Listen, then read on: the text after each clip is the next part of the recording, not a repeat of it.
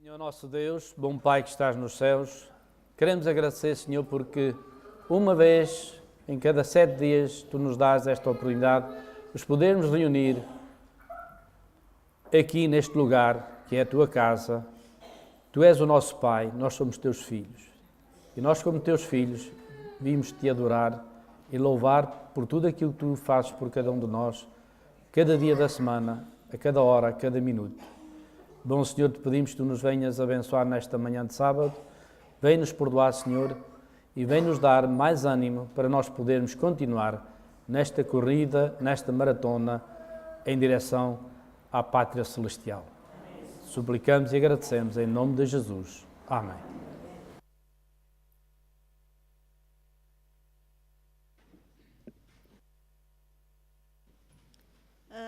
Neste primeiro sábado do ano, que aqui nos encontramos, queremos dar as boas-vindas aos nossos irmãos. As boas-vindas vão também para as nossas visitas, que se possam sentir bem no nosso meio. As saudações vão também para quem nos acompanha através da internet.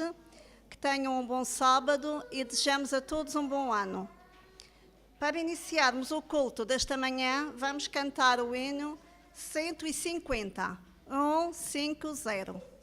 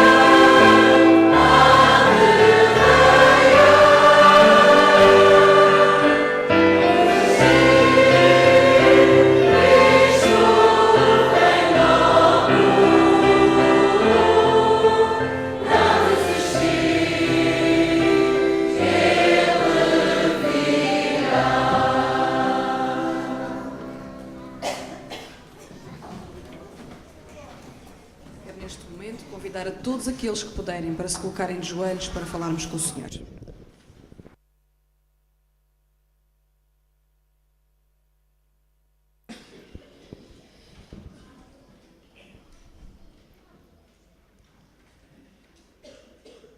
Querido, bom e amado Pai, graças te damos, Senhor. Graças te damos, Senhor, pela vida, pela saúde e pela oportunidade que tu nos dás, Senhor, de uma vez mais podermos estar aqui todos reunidos para te prestar culto de adoração e louvor. Nesta hora, Senhor, acabamos de cantar um hino que nos impela para não desistir, Senhor. Ajuda-nos, Senhor, a não desistir. Ajuda-nos a confiar sempre em Ti, Senhor. E nesta hora queremos te pedir que tu possas ser com o pregador desta manhã, Senhor. Que a sua mensagem venha direta do alto, Senhor, e que possa ficar gravada nos nossos corações. Ajuda, Senhor, cada pessoa que aqui está, cada família que aqui representamos, Senhor. Que nós possamos permanecer firmes na Tua palavra, Senhor, e possamos tirar conselhos e orientações, Senhor, da mesma para as nossas vidas. É tudo o que pedimos. Não que mereçamos, Senhor, mas em nome do Teu Filho amado Jesus. Amém.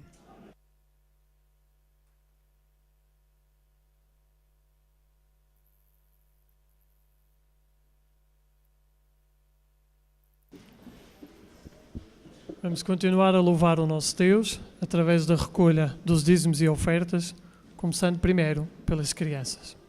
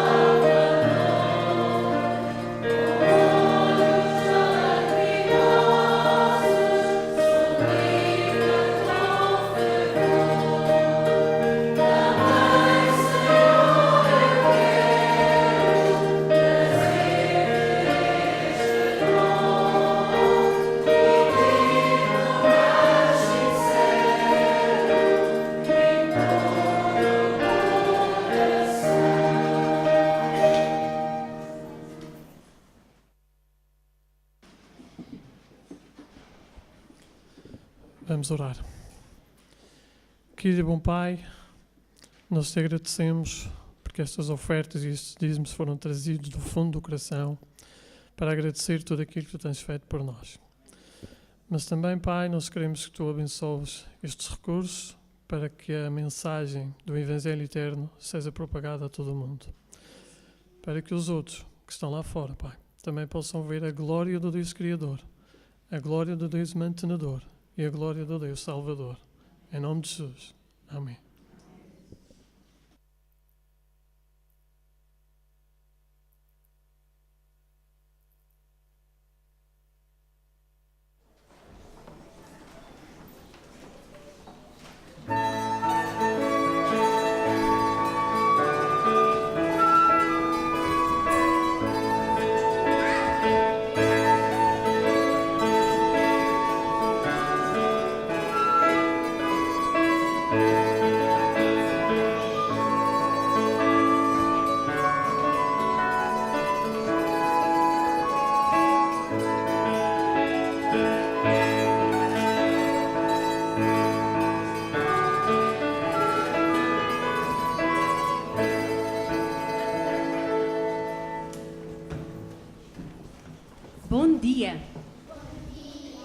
bom ano. Alguns de vocês já não via desde o ano passado. Parece que há muito tempo, não é? Começámos um ano novo.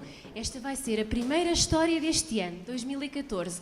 E eu espero que seja uma história que vocês pensem em cada dia do ano. Combinado? Prometem? Então eu vou-vos contar a história das ferramentas e do carpinteiro. E esta história já aconteceu há muito tempo atrás, numa carpintaria. E quando todo o trabalho estava terminado, acabaram o trabalho do dia e chegou a hora do descanso. E as ferramentas começaram a conversar entre si. Sabem qual era a discussão? Qual delas era a mais importante? Portanto, as ferramentas começaram uma discussão. Qual delas seria a mais importante? Ora, logo o primeiro a manifestar-se foi o Sr. Martelo. O Sr. Martelo dizia logo: sem dúvidas que eu sou o mais importante. Ora, claro que o carpinteiro não poderia viver sem mim. Sem mim, os móveis não ficavam de pé, pois eu é que martelo os pregos. Ora, o senhor Serrote pensou: não, impossível. Tu, mais importante, tu tens bem a noção do barulho que tu fazes e o quanto tu incomodas as pessoas. É claro que tu não és o mais importante. Contigo ficamos todos cheios de dores de cabeça. É claro que o mais importante sou eu, não é? É horrível estar sempre a ouvir toque, toque, toque, toque do martelo a pregar pregos. O serrote, claro, eu, o senhor Serrote, sou o mais importante. Sem mim, como é que o carpinteiro iria serrar a madeira? Ora, claro está que lá havia uma senhora que também se achava muito importante. Era a senhora Lixa. A senhora Lixa achava que ela é que era mais importante. E ela dizia: claro que sou eu que sou a melhor. Se não fosse eu, como é que os móveis ficavam o quê? Lisinhos. Exatamente. É preciso lixar os móveis para eles ficarem lisinhos. Muito bem. Então, por alguma razão, a senhora Lixa achava que era a mais importante e que sem ela o carpinteiro não poderia viver. É verdade. Ora, ela achava que era indispensável. Apareceu a senhora... quê? Chave de fendas. E ela disse: nada disso. Se não fosse eu, como é que o carpinteiro ia apertar o quê? Os parafusos. É claro que eu é que sou a melhor. Mas ainda apareceu outro, o senhor Lápis. E o senhor Lápis dizia: que absurdo, tudo o que vocês estão a dizer é um absurdo. É claro que eu é que sou o mais importante. Se eu não existisse, como é que o carpinteiro iria cortar a madeira direitinha e com as medidas certas? É claro que eu é que sou fundamental. Sem mim, os móveis iriam ficar tortos. Ora, pois, foi uma discussão longa. Estiveram a noite toda a discutir quem seria mais importante. No outro dia de manhã, o carpinteiro chegou para trabalhar. Ele colocou em cima da sua mesa um papel que tinha a planta de um móvel. E começou a trabalhar. Pois muito bem. Qual foi a ferramenta que ele usou? Primeiro ele usou o serrote, depois usou o martelo, o lápis, a lixa, a chave de fendas. Ou seja, ele usou todas as ferramentas. Todas são importantes. Pois é, o carpinteiro usou todas as ferramentas. E sabem o que é que eles fizeram?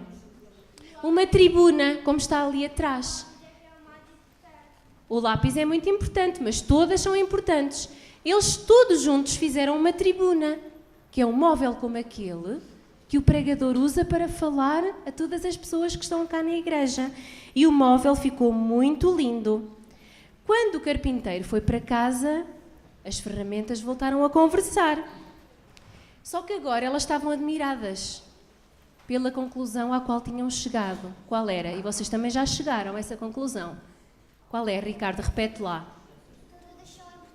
Todas as ferramentas são importantes e todas juntas tinham feito um trabalho muito, muito lindo.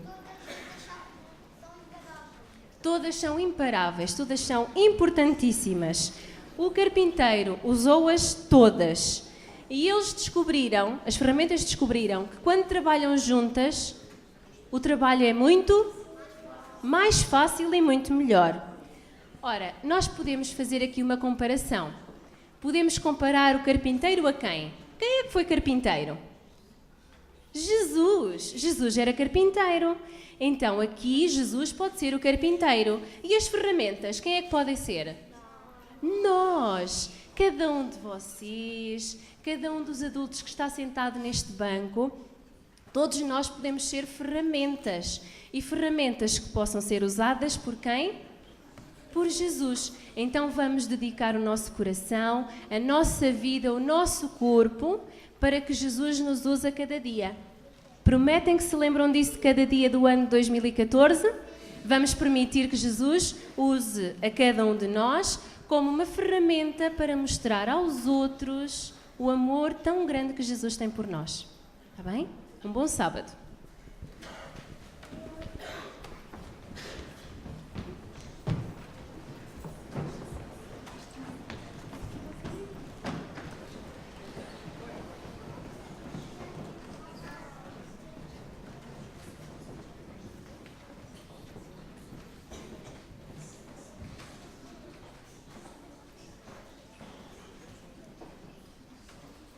Para início da meditação desta manhã, vamos abrir as nossas Bíblias em Hebreus 12, 1 a 3. Hebreus 12, 1 a 3. Portanto, nós também, pois que estamos rodeados de uma tão grande nuvem de testemunhas, deixemos todo o embaraço e o pecado que tão de perto nos rodeia e corramos com paciência a carreira que nos está proposta. Olhando para Jesus, autor e consumador da fé, o qual, pelo gozo que lhe estava proposto, suportou a cruz, desprezando a afronta e assentou-se à destra do trono de Deus. Considerai, pois, aquele que suportou tais contradições dos pecadores contra si mesmo, para que não enfraqueçais, desfalecendo em vossos ânimos.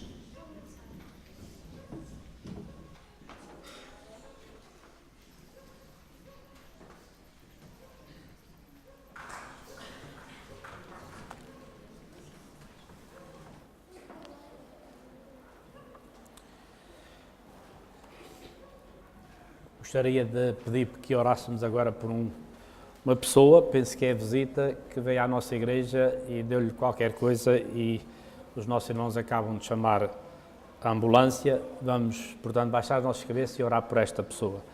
Senhor nosso Deus e bom Pai, nesta hora, Senhor, nós te suplicamos por aquela pessoa, aquele nosso irmão que aqui no nosso meio nos veio visitar e que certamente, Senhor, também te desejava pedir auxílio. Senhor, neste momento ele não o pode fazer, mas nós queremos pedir-te auxílio por ele, Senhor. Tu abençoes e que tudo possa correr bem e que ele possa ficar bem. Te pedimos e agradecemos em nome de Jesus. Amém. E neste momento gostaria que nós lêssemos um texto bíblico em Deuteronômio, no capítulo 11 e a partir do versículo 8 até o versículo 12.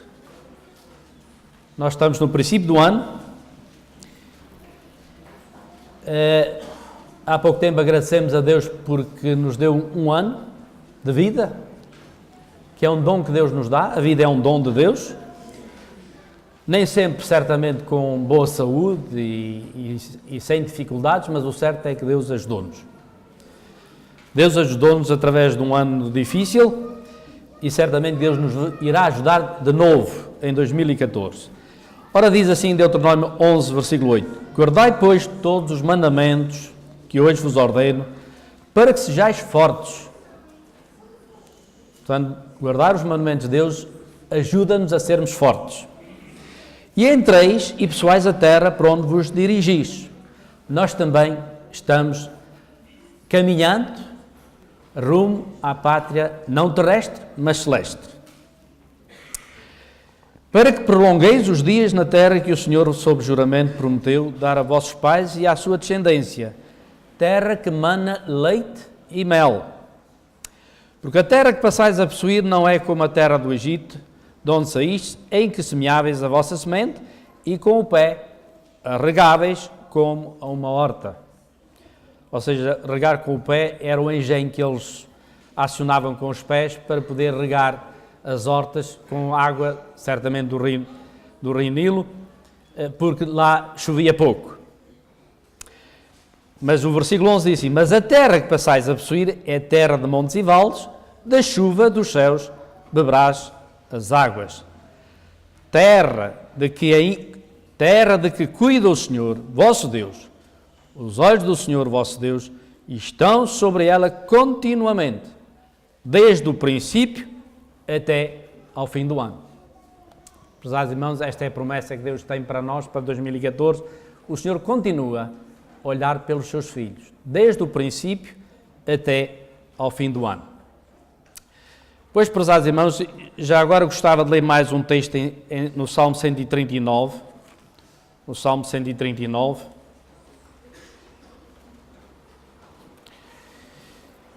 E vamos ler aí o versículo 17 e 18. Dois versículos, 17 e 18.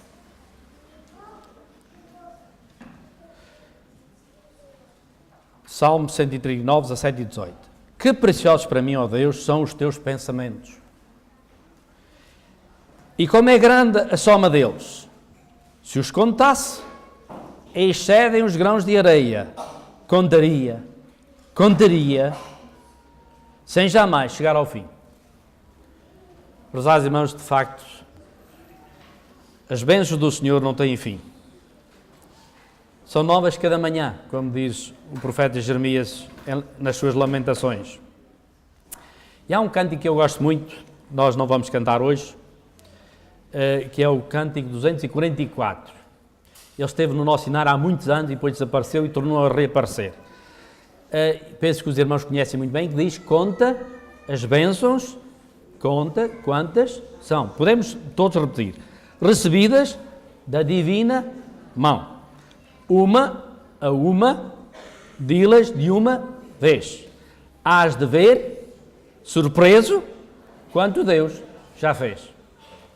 É isso que Deus, de facto, tem feito por nós e vai continuar a fazer, prezados irmãos. É difícil, de facto, nós vivemos num mundo sem Deus. Eu não sei como é que algumas pessoas conseguem viver no mundo não acreditando que Ele existe. Porque, por vezes, as coisas são difíceis, mesmo quando nós sabemos que temos um Deus amoroso e que cuida de nós, quanto mais se nós imaginássemos que Deus não existia. E a propósito disso, eu há pouco tempo li uma parábola. É sobre dois bebés. Os bebés começam a conversar um com o outro. É uma parábola. Ainda dentro do ventre da mãe. Penso que alguém já leu a parábola, não? Alguém a sorrir? Bem, talvez não. Mas pronto, mas eu vou contar a parábola, mesmo que alguém a conheça. E, portanto, estes bebés estão no ventre da mãe e começam uma conversação. Começam a conversar. E um bebé é ateu, o outro é crente. Quase faz lembrar os dois gêmeos. Lembram-se? Os filhos de Isaac, Esaú e Jacó. Eles lá dentro da barriga da mãe, diz que eles brigaram um com o outro. Ora bem, nesta parábola, este bebé ateu diz: ouve lá, tu acreditas na vida após o nascimento? E o bebé crente diz: claro que sim. Claro que sim. Todos sabem que existe vida após o nascimento. Nós estamos aqui para crescer fortes o suficiente para depois nós podermos nascer para uma outra vida que nos espera após o nascimento. O bebé é teu. Olha que disparate. Não pode haver a vida após o nascimento. Podes imaginar como seria possível essa vida lá fora, não sei aonde, sem ser aqui, onde nós estamos. O bebê crente diz assim: eu não sei todos os pormenores, mas acredito que nessa vida existe mais luz, mais liberdade de movimentação, mais liberdade para escolhermos aquilo que nós queremos comer e muitas outras coisas que nós não temos aqui. O bebê é teu. Olha, isso é uma autêntica parvoíce. Isso é completamente impossível. Nós nunca poderemos movimentar-nos, nós nunca nos poderemos movimentar e muito menos alimentar-nos daquilo que nós mais gostamos. É ridículo. Para já rever uma coisa, nós precisamos deste cordão umbilical que nós aqui temos. Sem ele, nós não podemos viver. A vida após o nascimento não pode existir, porque a nossa vida depende completamente deste cordão umbilical. E ele já é demasiado curto. O bebê crente diz assim: eu não sei como vai ser, mas acredito que há vida após o nascimento. O bebê é teu. Mas não há ninguém que tenha ido lá fora e tenha voltado para cá, para nos contar como é. Por isso, eu não acredito que há vida após o nascimento. A vida simplesmente acaba com o nascimento. Acabou-se. Nasce e acabou-se a vida. E, francamente, a vida é apenas isto, curta, num espaço pequeno e escuro. O bebê crente diz assim: eu acredito que, após o nascimento, encontraremos a nossa mãe. E ela cuidará de nós enquanto nós continuarmos a crescer e a desenvolvermos-nos em algo muito superior e diferente do que nós somos agora. O bebê é teu. Mãe, tu achas que tens uma mãe? Então, alguma vez a viste? Onde é que ela está? Bebê crente, ela está em toda a parte, à nossa volta, e nós vivemos nela e por ela. Nós nos movemos por causa dela e graças a ela nós vivemos. Sem ela, nós não existiríamos. Que grande estupidez, diz o bebê teu. Eu nunca a vi, portanto, ela não existe. Bebê crente, não posso concordar contigo, de maneira nenhuma. Na verdade, muitas vezes, no meio do silêncio, eu posso ouvi-la. Às vezes a cantar. E sinto como ela acaricia o nosso mundo. Eu, sinceramente, acredito que a nossa vida verdadeiramente começa após o nascimento. Prezados irmãos, de facto, é isso mesmo. A nossa vida vai começar depois da nossa corrida desta vida, desta maratona. Porque, como nós lemos, vamos aqui ler de novo, em Hebreus, no capítulo 12, esta vida é uma corrida, é uma maratona, é uma luta e outras coisas que nós lhe possamos chamar. Capítulo 12 de Hebreus, depois, como os irmãos sabem, depois do capítulo 11, que é o capítulo que nos fala dos heróis da fé, diz assim: portanto, uma vez que temos esta nuvem de testemunhas que nos rodeia, portanto, também nós, com esta grande nuvem a rodear-nos de testemunhas, desembaraçando-nos de todo o peso e de todo o pecado que tenazmente nos assedia. Isto é o que o pecado faz, prezados, mas ele agarra-se com tal força que não nos quer largar, mas vai-nos largar, porque Jesus vai nos ajudar. Então diz assim: corramos. Portanto, é esta corrida de que eu falo. Com perseverança, a carreira que nos está proposta, olhando firmemente para o autor e consumador da fé, Jesus, o qual, em troca da alegria que lhe estava proposta, suportou a cruz, não fazendo caso da ignomínia, ou seja, da vergonha, e está sentado à destra do trono de Deus. Considerai, pois, atentamente aquele que suportou tamanha oposição dos pecadores contra si mesmo, para que não vos fatigueis, desmaiando nas vossas almas. Prezados irmãos, nós queremos correr e não queremos desistir, como cantámos esta manhã. Nós queremos correr e não queremos desistir esta corrida.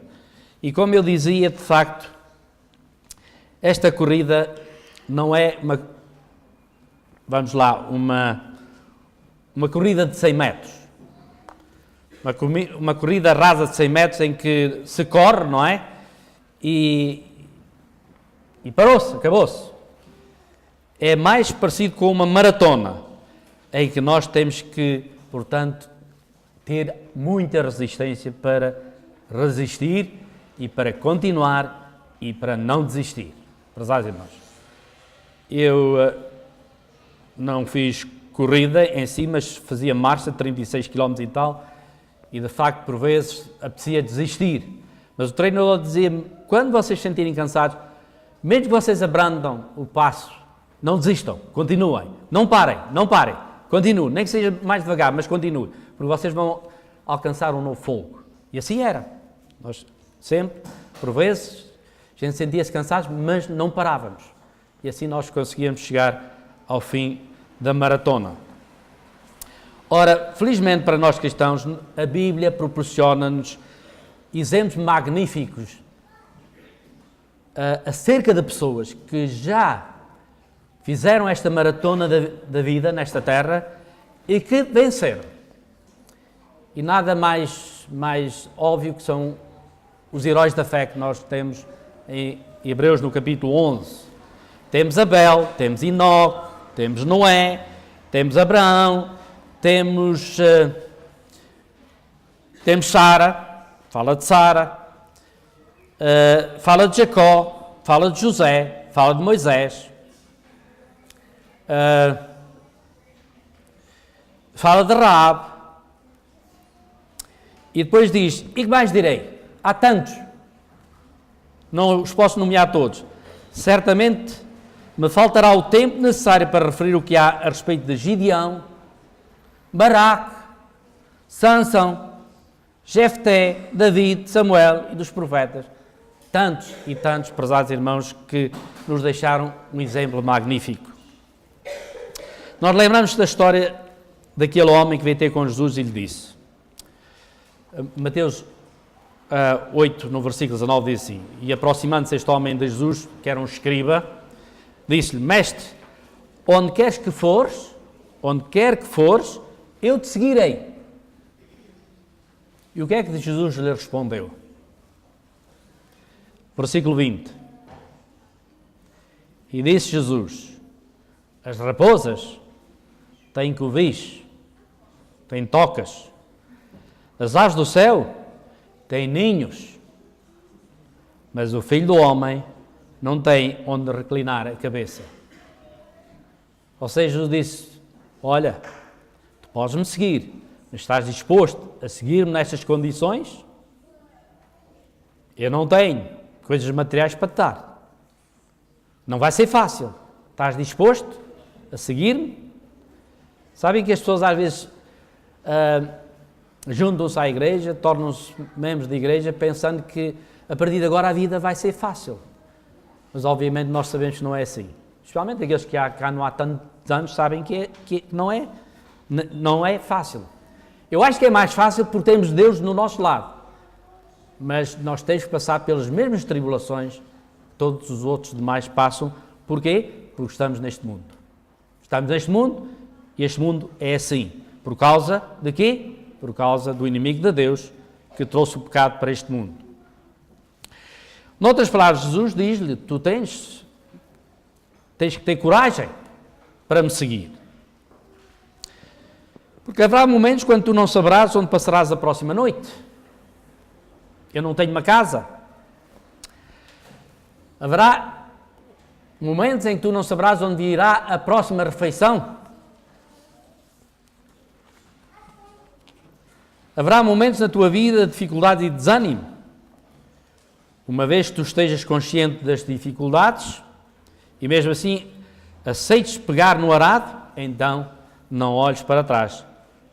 Como Jesus lhe dizia, e Jesus lhe disse noutra ocasião, ninguém que lança a mão do arado e olha para trás é apto para o reino de Deus.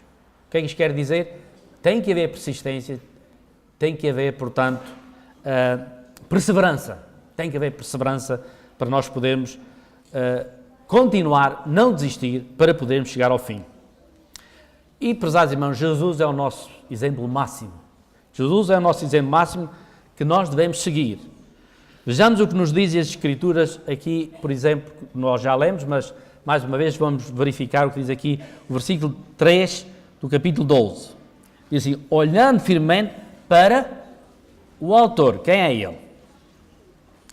E consumador da fé, lá está a resposta, Jesus. Ele é o autor e o consumador da fé. É ele que inicia e é ele que acaba. Jesus, o qual, em troca da alegria que lhe estava proposta, suportou a cruz, não fazendo caso da ignomínia, e está sentado agora à destra do trono de Deus. Ou seja, o próprio Jesus é o nosso exemplo. Jesus, neste mundo, a vida para ele não foi nada fácil. Foi muito difícil. Mas ele suportou pela alegria que a salvação da humanidade lhe traria um dia no reino dos céus. E ele está lá. Ele venceu e está sentado à destra de Deus.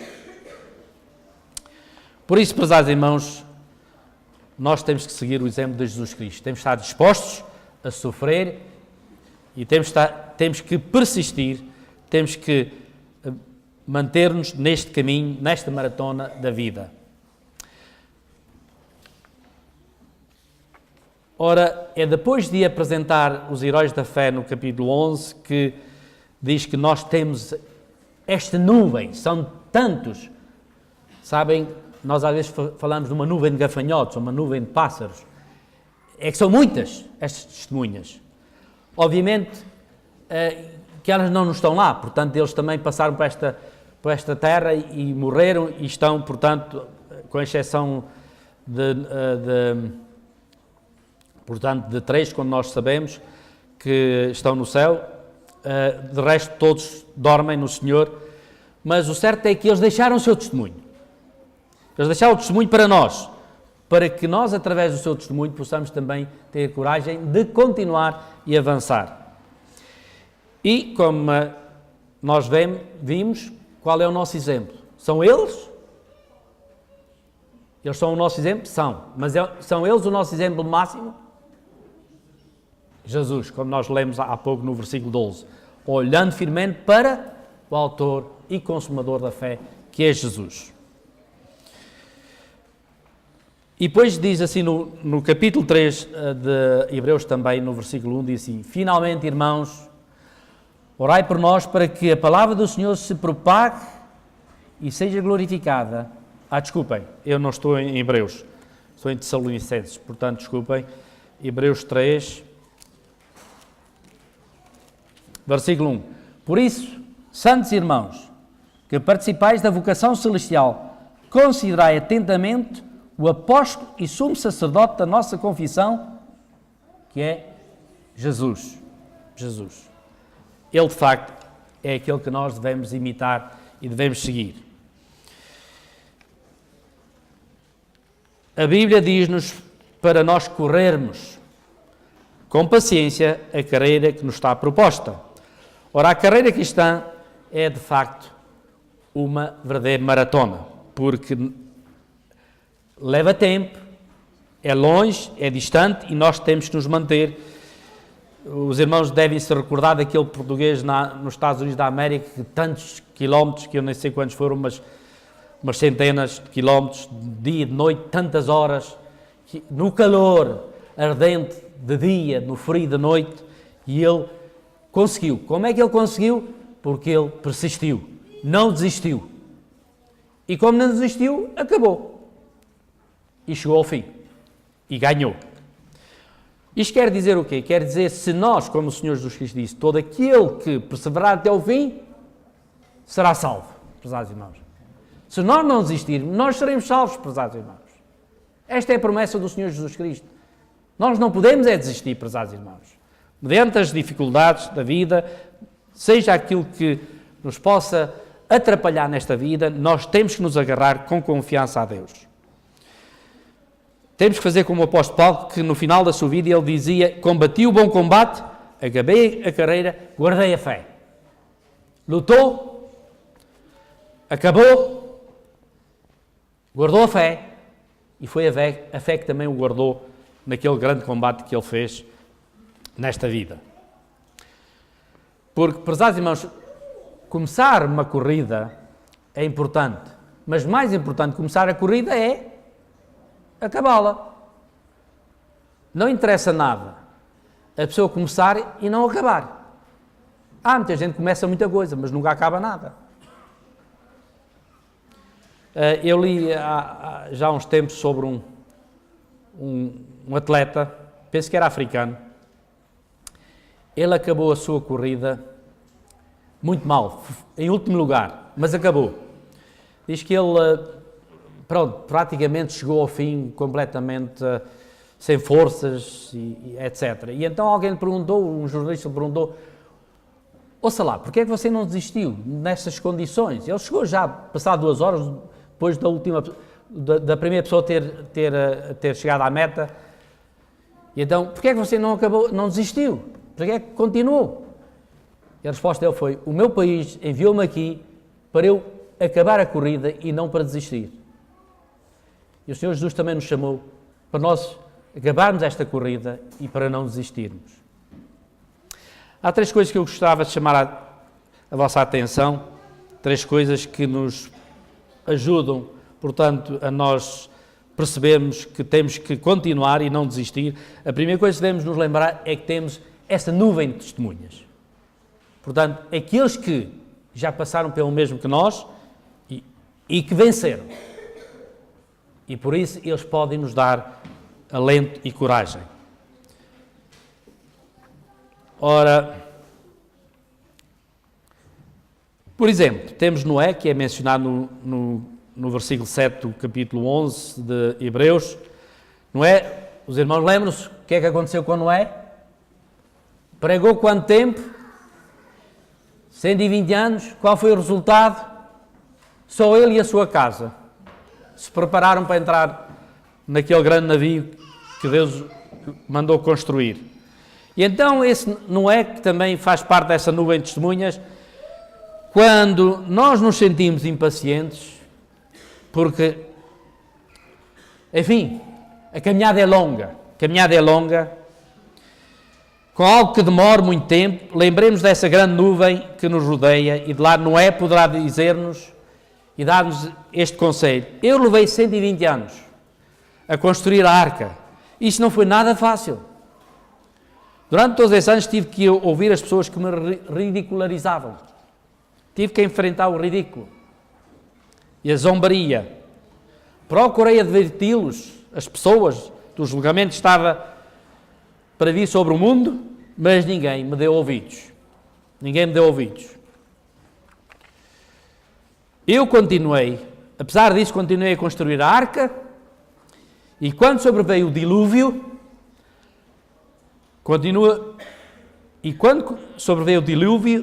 ela serviu-nos para nos salvar, pelo menos a mim e à minha família. Por falar na arca, o pastor Ernesto Ferreira, com quem eu lidei, que eu fui capelão do LAPI durante os últimos anos, mesmo antes de me reformar em julho, fui lá capelão, e então o pastor Ernesto Ferreira tinha uma frase, eu nunca a ouvi, pessoalmente, mas aqueles que ouviram diziam que ele falava, às vezes, quando falava dos problemas, não é? Às vezes nós temos problemas, não é? Dentro mesmo entre nós, que é normal, infelizmente, não é? Não devia haver, mas e haverá. Uma vez uma irmã em Santarém perguntou-me: pastor, porquê que há problemas na igreja? Eu disse: porque ainda não estamos no céu. Essa é a única razão. E então o pastor Ernesto Ferreira, em relação a isso, ele tinha uma analogia muito interessante. Ele dizia: a arca de Noé cheirava mal lá dentro. Obviamente, tinha muitos animais, não é? As crianças sabem muito bem que havia lá muitos animais, não é? Vocês sabem que havia lá muitos animais. Havia um par de cada animal, exceto dos animais limpos. Havia 7 pares. Eu costumo dizer, se Noé tivesse comido o porco, hoje não havia porcos, porque ficava só a porca, não havia porcos.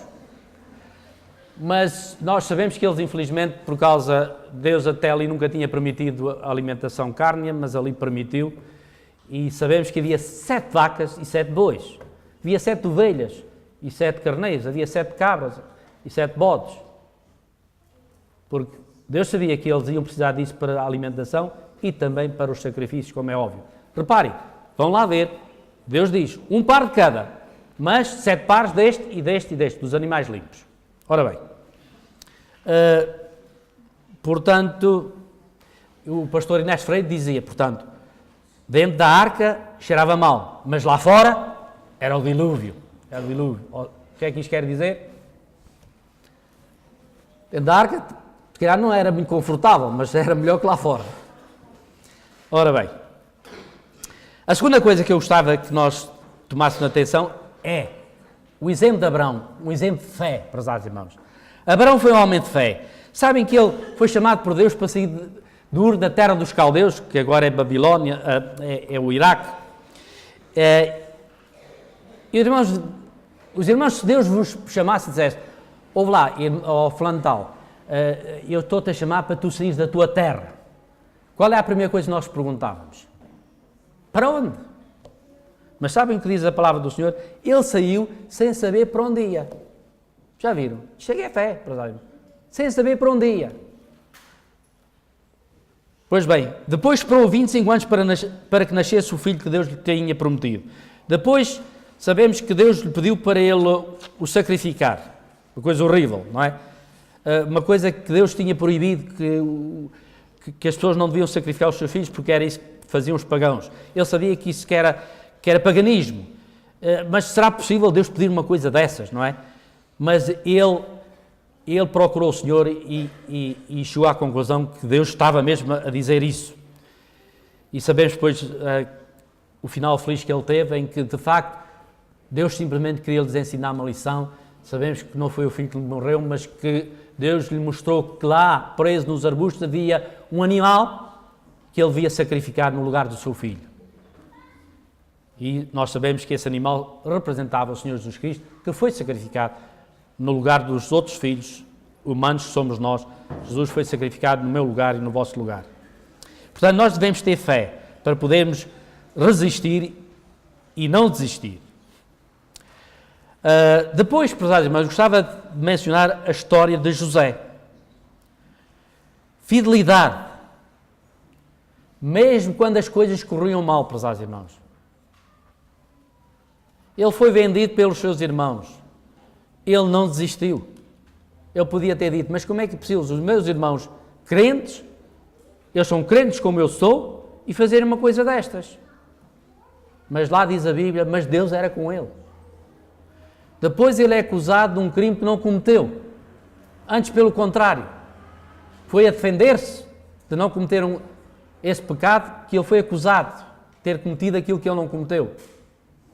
Ele podia ter desistido, não vale a pena servir a Deus, até eu sou fiel a Deus e depois acontece-me isto, por eu ser fiel, o que é que isso ajuda? Mas ele foi para a prisão, mas lá diz a Bíblia, e ele sabia, mas Deus era com ele, Deus estava com ele na prisão. E finalmente nós sabemos o que é que aconteceu, ele tornou-se no primeiro-ministro do Egito, que era a nação mais desenvolvida naquela zona, naquele tempo. Tornou-se, por assim dizer, o segundo homem mais poderoso no mundo, porque antes dele só o faraó, depois dele ele era o mais poderoso. Por isso, prezados irmãos, também ele nos pode dizer a nós, escuta meu filho, vale a pena tu seres fiel, ser fiel. Nem sempre as coisas correm ao teu jeito, mas continua a ser fiel, prezado irmão, continua a ser fiel. Depois temos Moisés, Sansão, Samuel e David e muitos mais.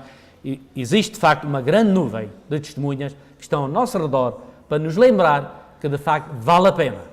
Vale a pena correr sem desistir, porque, finalmente, nós receberemos a recompensa. Finalmente, prezados irmãos, nós receberemos a recompensa. Ora, eles como eu dizia, figuradamente, porque eles não estão lá para nos dizer coisíssima nenhuma, mas nós temos o exemplo deles nas Sagradas Escrituras para lermos e para refletirmos sobre a vida destes homens. Eles, figuradamente, segredam-nos ao ouvido quando nos encontramos encorajados e dizem-nos: não desistas desta maratona, desta vida, porque tu tens uma ajuda, tu tens um Salvador. Amém.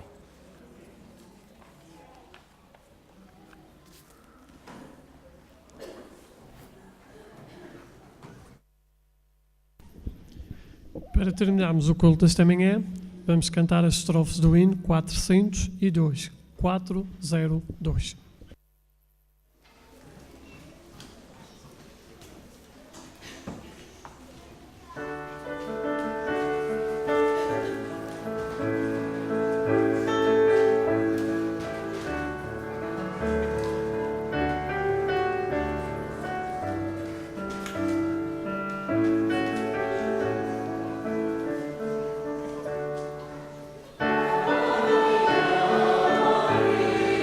Oh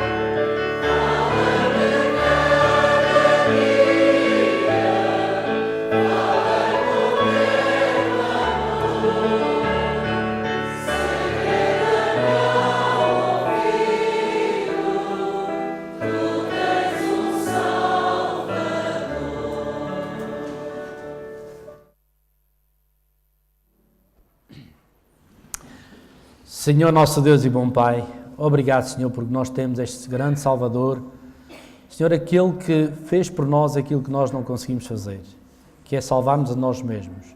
Ele veio a este mundo para morrer aquela morte que nos estava destinada, para que nós assim possamos alcançar a vida que lhe pertence. Obrigado, Senhor, porque um dia nos chamaste das trevas para esta maravilhosa luz, mas, Senhor, nós agora, como os heróis da fé no passado, também nós queremos continuar a correr, queremos continuar nesta longa caminhada, nesta longa maratona, rumo à Canaã celestial. Ajuda-nos, ó Pai, a sermos persistentes, a sermos perseverantes e a não desistirmos. Te pedimos e agradecemos em nome de Jesus. Amém.